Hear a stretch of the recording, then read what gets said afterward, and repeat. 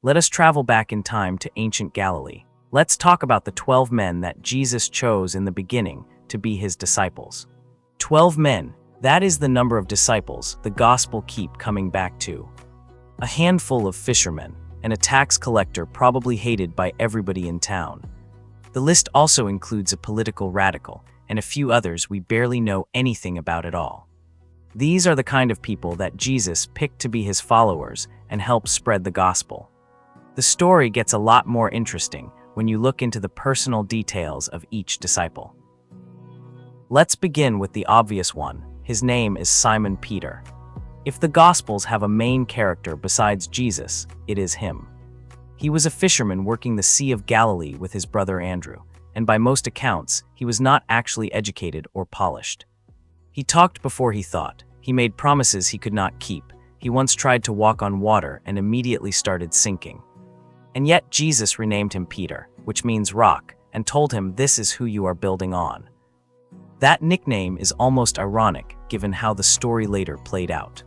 Peter denies even knowing Jesus 3 separate times on the night it mattered most, right after swearing that he can never do that. It is an uncomfortable detail to include if you're trying to make your founding members look impressive, but the gospel writers kept it anyway.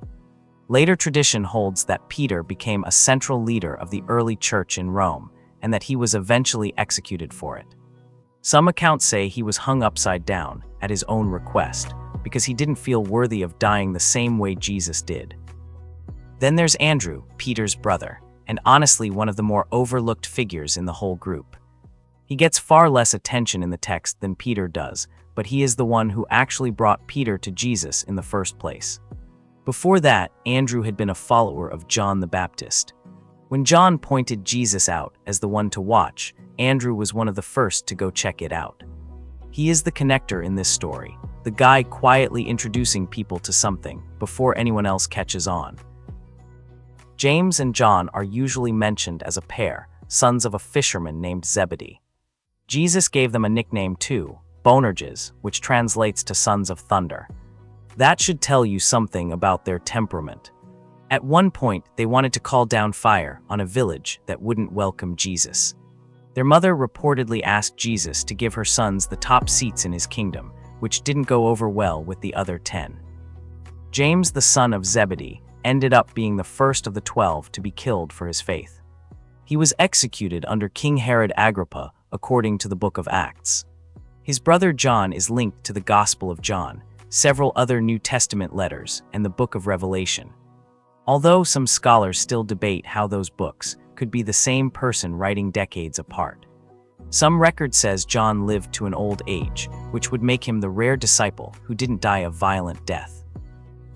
Philip comes from the town of Bethsaida, same as Peter and Andrew. He is the one who brought his friend Nathanael into the group, telling him they found the one foretold by Moses and the prophets. There is a moment in John's Gospel where Jesus is about to feed a massive crowd and turns to Philip first, almost testing him, asking where they'd even buy enough bread. Philip's answer was basically that it is impossible. He said no amount of money would cover it. He comes across as a practical planner in a group of bigger personalities. Nathanael, often identified with Bartholomew, is worth pausing on. When Philip first told him about Jesus, his response was skeptical, something like, "Can anything good come out of Nazareth?" Nazareth wasn't exactly known for producing anything notable at the time, but once Nathanael actually met Jesus, he changed his mind fast. Early church tradition holds that he carried the message as far as India or Armenia, and that his life ended in a brutal execution, although the details vary, depending on which ancient source you are reading. Thomas is the one everybody remembers for doubting. After Jesus' resurrection, when the other disciples told Thomas they've seen him alive, he said he would not believe it unless he could physically touch the wounds himself. A week later, Jesus appeared and let him do exactly that. The phrase "doubting Thomas" has become shorthand for skepticism ever since. But it is worth noticing that his doubt was not treated as a disqualifying flaw. He got his answer from Jesus.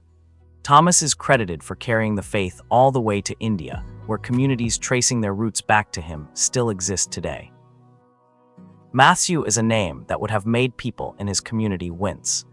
He worked as a tax collector for the Roman occupation. In 1st century Judea, that made him something close to a traitor in the eyes of his own people. Tax collectors were known for taking more than they were owed and pocketing the difference, protected by Roman authority while their neighbors resented them for it. Jesus called him away from that booth, and Matthew apparently just got up and left it behind. Tradition attributes the Gospel of Matthew to him, though modern scholars have real debates about authorship. James the son of Alphaeus is sometimes called James the Less. This is mostly to distinguish him from James the son of Zebedee, not because he mattered less.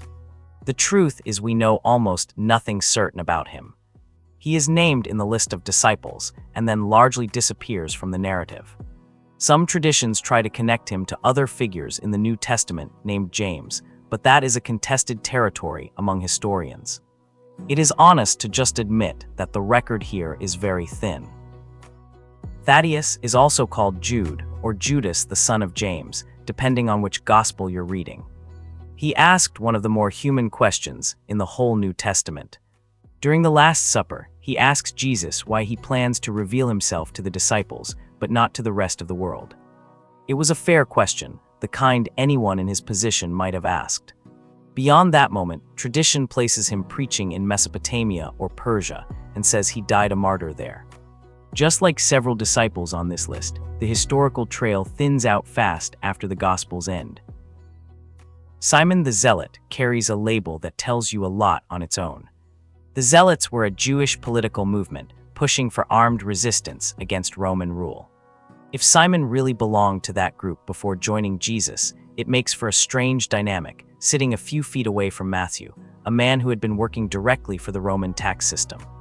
Two people who probably would have viewed each other as enemies months earlier, now sharing meals and walking the same roads. It is one of the more understated details in the whole list, and it says something about what Jesus was building. Judas Iscariot is the name that carries all the weight. He served as treasurer for the group. Some records have it that he used to skim money from the funds. He is the one who arranged the arrest of Jesus for 30 pieces of silver, sealing the deal with a kiss so the soldiers would know who to grab. According to Matthew's Gospel, he was later overcome with regret. He tried to return the money and ended his own life. Acts gives a slightly different account of how he died. Scholars have spent centuries picking apart his motives, but none has ever landed on a fully satisfying answer. What strikes me looking at all the 12 disciples is not how impressive they were, it is how ordinary most of them were.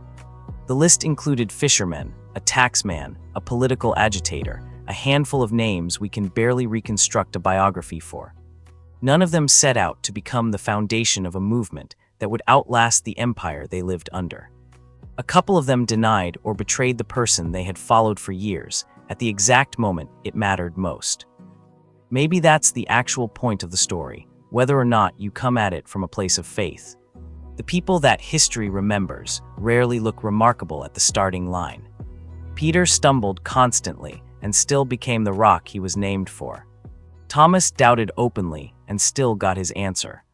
Even the ones we know almost nothing about still showed up, stayed in the room, and let their lives get folded into something bigger than themselves.